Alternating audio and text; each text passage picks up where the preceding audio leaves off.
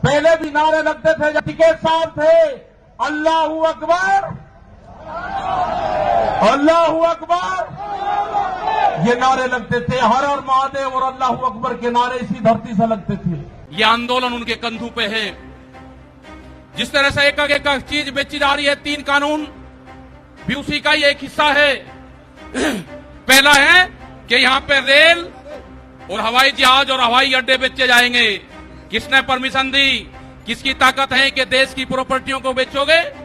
आपने घोषणा पत्र में नहीं लिखा, देश की जनता को धोखा दिया। धोखा नंबर 1। धोखा नंबर 2, बिजली बेचेंगे, प्राइवेट करेंगे बिजली को। ये धोखा नंबर 2। कहीं घोषणा पत्र में नहीं लिखा, जब वोट मांगी नहीं कहा कि बिजली भी बेचेंगे। ये सड़क बेचेंगे, पूरी सड़कों पर टैक्स लगेगा और एनएच के आसपास 500 मीटर तक अपनी कोई चाय की दुकान और गुमटी भी नहीं लगा सकता। अगर किसी ने चाय का खोखा रखा तो वह जमीन उसकी गांव समाज में निहित होगी। ये सड़कों को बेचने का काम करेंगे। ये देख लेना क्या क्या चीज बिक्री है। ये सेल फॉर इंडिया का बोर्ड देश में लग चुका है। ये है LIC, जो बड़ी कंपनी देश की, बैंक, ये सब बिखरे हैं। इनके खरीदार कोई और नहीं है, खरीदार अडानी और अंबानी हैं। ये बिखरे हैं सब। FCI की जमीन, जहां पे हमारा भंडारण होता था, वे पूरी जमीन, पूरे गोदाम अडानी को दे दिए गए हैं। पूरी FCI के जो गोदाम है अडानी के कब्जे में है। आपके पास में, भारत सरकार के पास में कोई भी गोदाम अब नहीं बचा है। देश के बंदरगाह, पूरा जो समुद्र के तट थे 100 किलोमीटर तक एक एक कंपनी को बेच दिए। वे बंदरगाह भी बिक गए। ये भी आपको जानकारी होनी चाहिए। वहां पे जो मछली पालन किसान हमारा था, जो नमक का किसान हमारा था, खत्म हो गए। बड़े बड़े बंदरगाह वहां पे बिक चुके हैं। ये जल को बेच रहे हैं। जल का पूर्ण रूप से प्राइवेट कंपनियों को नदियां बेची जा रही है। जो नदियां, जो जल हमारी जीवन रेखा होती थी, उनको बेचने का काम पूरे देश में करा जा रहा है। ये इंडिया ऑनलाइन सेल, मतलब कोई भी कीमत किसी भी चीज की लगा सकता है। भारत बिकाऊ है। ये भारत सरकार की पॉलिसी है। इस तरह की अगर सरकारें देश में होंगी तो ये दंगे करवाने का काम करेगी। पहले भी नारे लगते थे जब टिकैत साहब थे, अल्लाहू अकबर, अल्लाहू अकबर, ये नारे लगते थे। हर हर महादेव और अल्लाहू अकबर के नारे इसी धरती से लगते थे।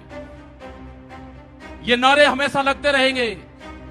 ये नारे हमेशा लगते रहेंगे। दंगा यहां पे नहीं होगा।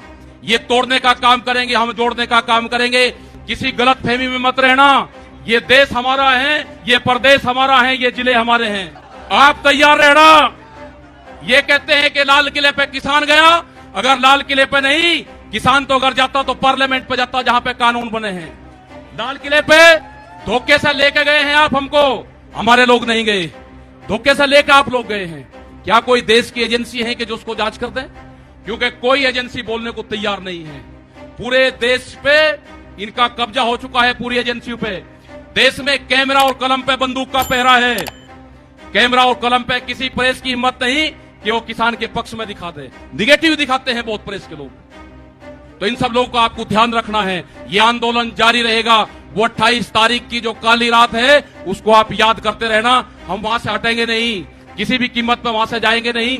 देश के नौजवानों का रोजगार का सवाल है। 450 रुपया क्विंटल गन्ने का इन्होंने भाव की बात करी थी, वो चाहिए हमको। हमको फसलों पे MSP की गारंटी चाहिए। प्रधानमंत्री ने कहा कि 2022 में फसलों के रेट दुगने होंगे, आमदनी दुगनी होगी। 3 महीने की बात रह गई है। 1 जनवरी से बिकने वाली फसलें दुगने रेट पे बेचेंगे। ये प्रचार हम करेंगे। हम जाएंगे देश की जनता के बीच में। पूरे देश में संयुक्त मोर्चा आंदोलन करेगा। और हमने बार बार कहा कि हमारे पंच भी यही है और हमारा मंच भी वही है। आपने बात सुनी। ये 20 लाख से ज्यादा लोग मुजफ्फरनगर की जमीन पाए। इन सब का बहुत बहुत धन्यवाद। सभी वॉलंटियरों का धन्यवाद। अभी हमारे कुछ लीडर रह रहे हैं, आप उनकी बात सुनोगे। धन्यवाद। जय हिंद, जय भारत। वाहेगुरु जी का खालसा, वाहेगुरु जी की फतेह। अपने शहर की लेटेस्ट खबरों के लिए चैनल को सब्सक्राइब करें और बेल आइकन को दबाएं।